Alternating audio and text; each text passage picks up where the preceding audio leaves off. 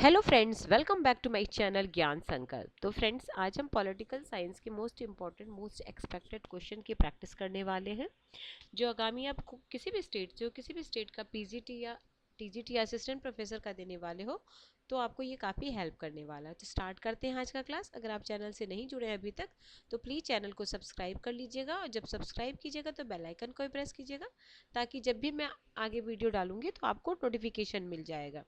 ठीक है, देखिए पहला क्वेश्चन है आज के क्लास का। मैकियावेली के दर्शन में साध्य साधनों की उपयोगिता को पुष्ट करता है। कारण बोला जा रहा है, द प्रिंस का मुख्य ध्येय राज्य की एकता एवं अखंडता लाना है। तो इसमें क्या है, दोनों सही है और इसकी सही व्याख्या कह रहा है। Option number A is the right answer.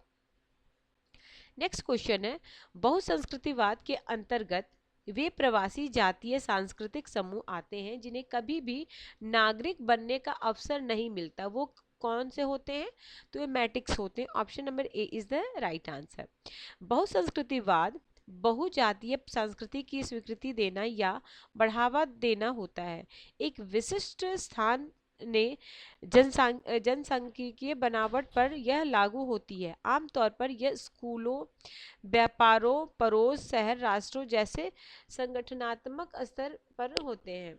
बहुसंस्कृतिवाद के अंतर्गत वे प्रवासी जातीय सांस्कृतिक समूह जिन्हें कभी भी नागरिक बनने का अवसर नहीं मिलता, मैटिक्स कहलाते हैं। ये भीखू पारेख संस्कृतिवादी हैं, तो इनकी बुक है rethinking multiculturalism, culture diversity and the political theory 2000। ठीक है, अगला क्वेश्चन नंबर थर्ड है, किसने कहा कि राजनीतिक कार्य समस्त आर्थिक कार्यों का जीवन रखते हैं? ठीक है, तो ये कहने वाले थे क्या? ये माओ जेडोंग और ये Mao Tse Tung. Option number B is the right answer. तो राजनीतिक कार्य समस्त आर्थिक कार्य का जीवन रखते हैं। माओ चीनी क्रांति के नायक एवं चीन के प्रथम राष्ट्राध्यक्ष थे। उल्लेखनीय है कि उन्होंने 1 अक्टूबर 1949 को माओवादी शासन पीपल्स रिपब्लिक ऑफ चाइना की न्यू डाली। 9 सितंबर 96 को उनका निधन हुआ। चलिए ठीक है, आगे चलते हैं। अगला है, बुक है a great and terrible world. पुस्तक के लेखक कौन है? तो इसके पुस्तक के लेखक हैं आपका एंटोनियो ग्राम्सी। ठीक है, इनका कार्यकाल ये है, और ये प्रिजन नोटबुक भी इनकी फेमस है। आगे चलते हैं। आगे मैच करना है, Marx, Gandhi and socialism, Gandhi and Gandhism, Savitri a legend and the symbol, Gitanjali. तो गीतांजलि सबको पता होगा कि इसका रविन्द्रनाथ टैगोर, सावित्री भी सबको पता है कि इनका अरविंदो घोष का। यानी डी में सेकंड होगा और आपका सी में फर्स्ट होगा। तो डी में सेकंड और सी में फर्स्ट, इसमें भी है, कोई बात नहीं। आगे चलते हैं। ये मार्क्स, गांधी एंड सोशलिज्म ये है राम मनोहर लोहिया का, और गांधी एंड गांधीज्म है आपका बी आर अम्बेडकर का। ये हो गया, और ठीक है, ये सारे बुक काफी इंपॉर्टेंट है। अगला, निम्नलिखित में से कौन सा एक उत्तर आधुनिकता के संबंध में असंगत है? पहला है, ज्ञान के स्थान पर उपभोग प्रधान, समग्रता का विखंडन, महानता को सामान्य बनाना, ऐतिहासिक प्रवृत्ति। क्या है? कौन सा उत्तर आधुनिकता के संबंध में असंगत है? तो इसका जो राइट आंसर हो जाएगा ऑप्शन नंबर डी, ऐतिहासिक प्रवृत्ति। ठीक है, बाकी क्या क्या सही है उत्तर आधुनिकता के बारे में? ज्ञान के स्थान पर उपभोग प्रधान, समग्रता का विखंडन, महानता को सामान्य बनाना। ठीक है, आगे चलते हैं। एकीकृत मानववाद का अर्थ क्या है? मानव जीवन अलग नहीं है। दूसरा है, व्यक्ति, समाज और राष्ट्र सामंजस्य के मध्य सामंजस्य, व्यक्ति की आवश्यक एकता, राष्ट्र राज्य से उच्चतर। तो इसका राइट आंसर हो जाएगा A B.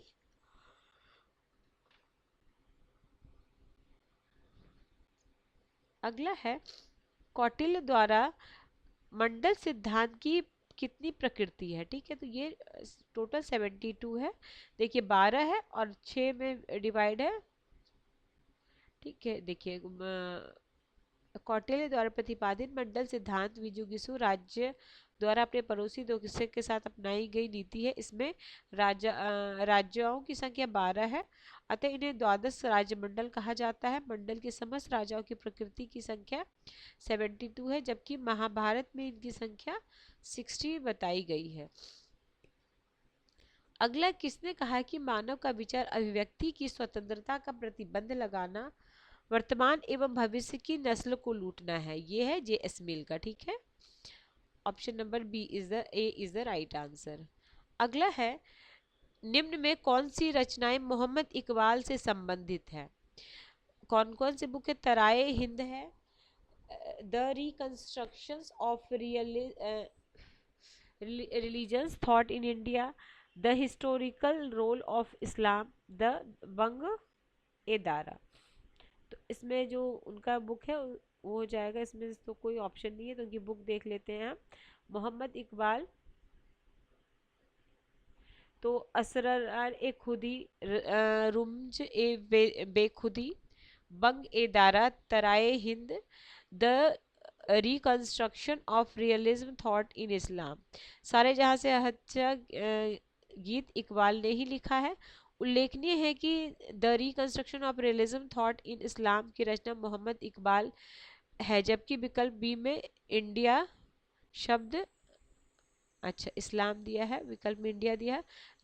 The रिस्टोरिकल role of इस्लाम के लेखक M.N. रॉय हैं। एक मिनट रुक जाओ, देखते हैं क्या कैसे ऑप्शन है।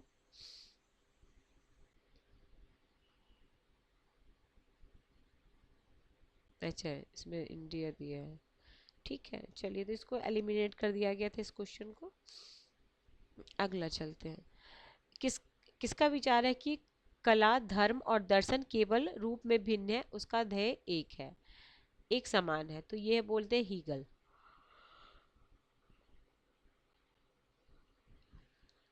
दार्शनिकों के दार्शनिक हीगल का विचार है कि कला, धर्म और दर्शन केवल रूप में भिन्न है, इनका ध्येय समान है। हीगल एक प्रमुख आदर्शवादी विचारक माना जाता है।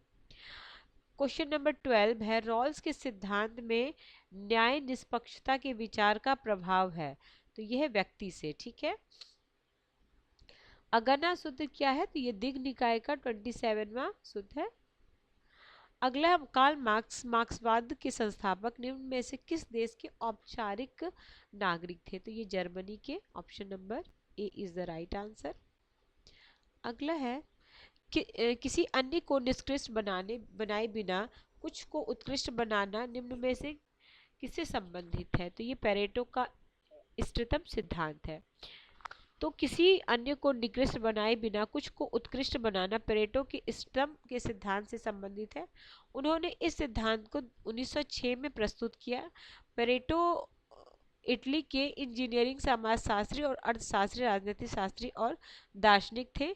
अमर्त्य सेन ने पेरेटो के इष्टतम सिद्धांत की आलोचना की। क्वेश्चन नंबर 16, नारीवादियों का तर्क है कि महिला मूल्य मुख्यतः आधारित है। तो ये प्रदत्त सामाजिक भूमिका पर। अगला, जयप्रकाश नारायण की आत्मकथा किसने लिखी? तो राम वृक्ष बेनीपुरी ने लिखी। Option number B. अंग्रेज सोचते हैं कि वे स्वतंत्र हैं, जबकि वे केवल संसद के सदस्य के चुनाव के समय स्वतंत्र होते हैं। ऐसा भी कोटेशन आ सकता है कि वे 5 साल में एक बार स्वतंत्र होते हैं। तो ये रूसो का कोटेशन है। ठीक है, option number D is the right answer. अगला, साइलेंट स्प्रिंग पुस्तक के लेखक रेसल कार्सन है। ये कई बार एग्जाम में आया हुआ है। ठीक है, ये option number C is the right answer. अगला है, हमें मैच करना है। विलंबित पूंजीवाद, विखंडनवाद और महान वृत्तांतों का अंत, ज्ञान एवं शक्ति की संकल्पना। तो ये विखंडनवाद है डेरिडा का, तो बी में हम थर्ड लगाएंगे। बी में थर्ड आपका एक से ही आ जाता। और है विलंबित पूंजीवाद है आपका फेडरिक जेमरसन का। और महान वृत्तांतों का अंत है, ये है आपका लियोटार्ड का। ज्ञान एवं शक्ति की संकल्पना मिशेल फुकोल्ट है। अगला है, गांधी के अनुसार धर्म से अलग राजनीति मृत्यु जाल है। ठीक है, क्योंकि राजनीति में धर्म का प्रवेश आवश्यक है, क्योंकि धर्म के अभाववश में यह सांप्रदायिक रंग ले सकते हैं। तो इसका हो जाएगा, दोनों सही है और सही व्याख्या। अगला, किसने कहा कि व्यक्ति का जीवन एकाकी क्षुद्र घिनौनी? तो कई बार आपने पढ़ चुका, हॉब्स का ये है, option number B is the right answer. अगला क्वेश्चन है, कौन सा समाचार पत्र तिलक से संबंधित नहीं है? तो देखिए, केसरी और मराठा तो है उनसे संबंधित, तो सी और डी नहीं है।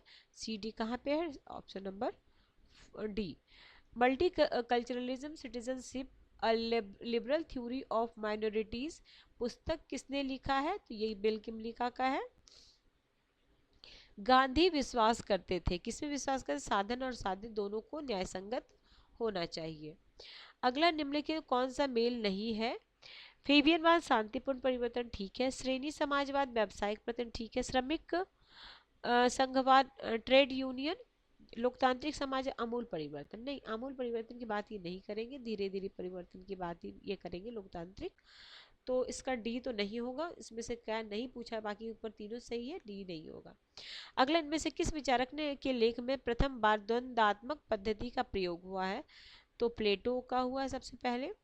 इनमें से कौन नव मार्क्सवाद से संबंधित नहीं है? नव मार्क्सवादी कौन से नहीं है?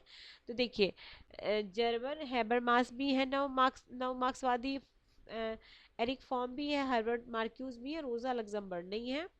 तो ग्रामसी, हैबरमास, एरिक फॉर्म, मार्क्यूस ये सब नव मार्क्सवादी विचारक है। रोजा लग्जमबर्ग पारंपरिक मार्क्सवादी विचारक है।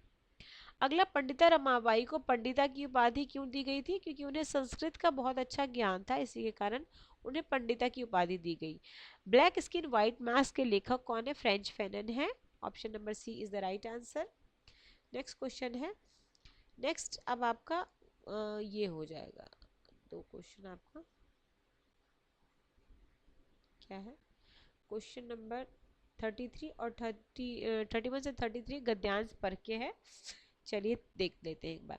स्वतंत्रोत्तर भारत के पूर्व दशकों में से लोकतांत्रिक राजनीति में महत्वपूर्ण आए हैं। पिछले दशक में जहां चुनावी सहभागिता में अभूतपूर्व वृद्धि हुई, वहां जातीयता से जुड़ी आदिम अस्मिता ने जातियों के राजनीतिकरण और राजनीति के जातीयकरण को अधिक सुदृढ़ किया। 21वीं सदी के भारत में बाजार राज्य तृतीय लोकतांत्रिक अभ्युदय मार्ग प्रशस्त किया, किंतु विकास प्राप्ति के अपने लक्ष्य में इन आदिम संरचनाओं को विखंडित करने की उपेक्षा बाजार राज्य लोक लुभावनवाद एवं अभिशासन के मध्य झूल रहा है।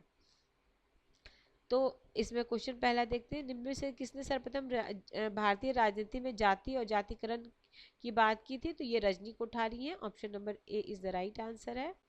अगला, इनमें से कौन भारत के लोकतांत्रिक राजनीतिक में 3 लोकतांत्रिक अभ्युदय के प्रवर्तक है? तो ये सारे हो जाएंगे, अतुल कोहली हैं, लियोटार्ड सुजन रुडोल्फ है, पार्थ चटर्जी, में से कोई नहीं। अच्छा, क्या है? भारतीय लोकतांत्रिक राजनीति में 3 लोकतांत्रिक अभ्युदय के प्रवर्तक है। तो भारतीय लोकतांत्रिक राजनीति में 3 लोकतांत्रिक अभ्युदय के प्रवर्तक भारतीय बुद्धिजीवी एवं सामाजिक कर्ता योगेंद्र यादव को माना जाता है। ठीक है, योगेंद्र यादव को माना जाता है। निम्नलिखित में से कौन आदिमवाद का तत्व नहीं है? तो वर्ग नहीं है, बाकी जाति, समुदाय और कुल है। हरित प्रदेश की मांग निम्न में से भारत के किस क्षेत्र से हुआ है? तो ये आपका हुआ है पश्चिमी Uttar Pradesh. Option number A is the right answer, है ना, ये होगा। ठीक है, सैमुअल पी हंटिंगटन ने लोकतंत्रीकरण की लहर विश्लेषण में भारत कहाँ स्थित है? तो ये भारत आपका दूसरे लहर में है। स्टेसियोलॉजी का अध्ययन किसका अध्ययन कहलाता है? तो राजनीतिक दलों का, स्टेसियोलॉजी। अगला, निम्नलिखित समितियों को कालक्रम में सजाना है। सतीश चंद्र समिति है, होता समिति है, कोठारी समिति, योगेंद्र के तो देखिए कोठारी है आपका 64 से 66, सतीश चंद्रा है आपके 89, योगेंद्र के अलंग समिति है 2000, होता समिति है 2002 से 4। इस हिसाब से देख लीजिए। अगला है, ये पंचायत से रिलेटेड आर्टिकल है। देखिए, चुनाव व्यवस्था है, संघ और राज्य के अंतर्गत सेवाएं, पंचायत है, संघ राज्य स्तर पर न्यायिक, अच्छा सब कुछ है, रुक जाइए। तो इसमें मैच करना। तो चुनाव हमारे किसमें 324 में चुनाव के बारे में बताया गया है, ठीक है। पंचायत क्या 43 से लेके 43 ओ है, ठीक है। संघ स्तरीय न्याय 124 से लेके 147। बाकी बचा संघ और राज्य क्षेत्र के अंदर सेवाएं, तो 308 से लेके 323। अगला है भारत और यूरोपीय यूनियन के व्यापार संबंधों को प्रोत्साहन के लिए किस क्रियाविधि को स्थापित किया गया है। तो निवेश संसाधन क्रियाविधि, ऑप्शन बी। अगला है भारत का सर्वोच्च न्यायालय जिसके द्वारा संघ और राज्यों के मध्य विवादों को निर्मित किया जाता है, तो यह प्रारंभिक अधिकारिता, ऑप्शन नंबर बी। निम्न में कौन सा हंस जे मर्गनथाउ द्वारा लिखित पुस्तक का पूर्ण शीर्षक है। देखो तो इसका है politics among nation power and peace, power and peace, हाँ ठीक है, इधर दिया पीस एंड पावर, तो ये याद रखना, पावर पहले फिर पीस बाद में, ऑप्शन नंबर सी। अगला निम्न कौन सा राष्ट्रीय मानवाधिकार आयोग का नोडल मंत्रालय है। तो गृह मंत्रालय है। भारत के किस देश के साथ सुखोई 30 MKI लड़ाकू विमान बेड़े की दीर्घावधि समझौता हुआ है। तो ये सुखोई हुआ है रूस के साथ। फ्लाइंग विंग्स शब्द बंद निम्नलिखित से किस संस्था से जुड़ी है। तो आसियान से जुड़ी हुई है। The intellectual crisis in American public administration पुस्तक किससे संबंधित है।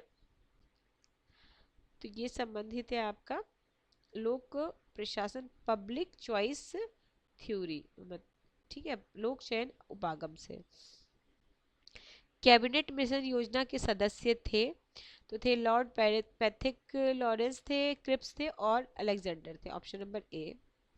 अगला है निम्न सक्रिय आयोग समिति के प्रत्येक जिले में नगरीय और ग्रामीण प्रतिनिधित्व के लिए जिला परिषद के सृजन की अनुशंसा की गई है। तो सेकेंड ARC के द्वारा 2005 में वीरप्पा मोइली इसके अध्यक्ष थे, याद रखिएगा।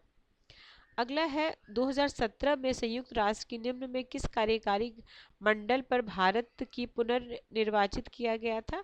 तो यूनेस्को। अगला है अभिजनों का संचरण निम्न में से किसके निकट संबंधित है। तो ये आपका अभिजनों के क्रमावर्त और अभिजन की प्रतिस्थापना, ए बी दोनों सही आंसर है। अगला है आज के क्लास का लास्ट क्वेश्चन, क्वेश्चन नंबर 50। निम्न में से किस भारतीय परंपरा को हाल ही में मानवता की अमूर्त सांस्कृतिक विरासत घोषित किया गया है। तो ये था वहाँ उस समय कुंभ हुआ था, अर्ध कुंभ हुआ था 2019 में, ये 2018 में हुआ, 2018 में दक्षिण कोरिया में जेसू में।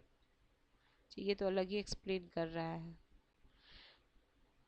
अच्छा नहीं 12 में, अच्छा 12, अच्छा जेसू में आयोजित यूनेस्को को 12वें सम्मेलन कुंभ को मानवता की अमूर्त संस्कृति, क्योंकि कुंभ हुआ था ना शायद 12वां, मतलब अर्ध कुंभ हुआ था, तो उस समय ये 2019 का क्वेश्चन है, तो उस समय का इम्पोर्टेंट क्वेश्चन था, मतलब करंट अफेयर्स कह सकते हो, वो पूछा गया था। ठीक है फ्रेंड्स, तो आज हम 50 क्वेश्चन किए, मोस्ट इम्पॉर्टेंट मोस्ट एक्सपेक्टेड। तो मिलते हैं हम नेक्स्ट वीडियो में। अगर आपको किसी वजह से चैनल हेल्प कर रहा है प्रिपरेशन में, तो जरूर चैनल को सब्सक्राइब कर लीजिएगा अगर अभी तक नहीं किए, और ज़्यादा से ज़्यादा अपने फ्रेंड्स फैमिली में इस वीडियो को शेयर कीजिएगा, ताकि ज़्यादा से ज़्यादा लोग मेरे से जुड़ पाए। ठीक है फ्रेंड्स, मिलते हैं हम नेक्स्ट वीडियो में। Till then bye bye, keep watching and keep sharing.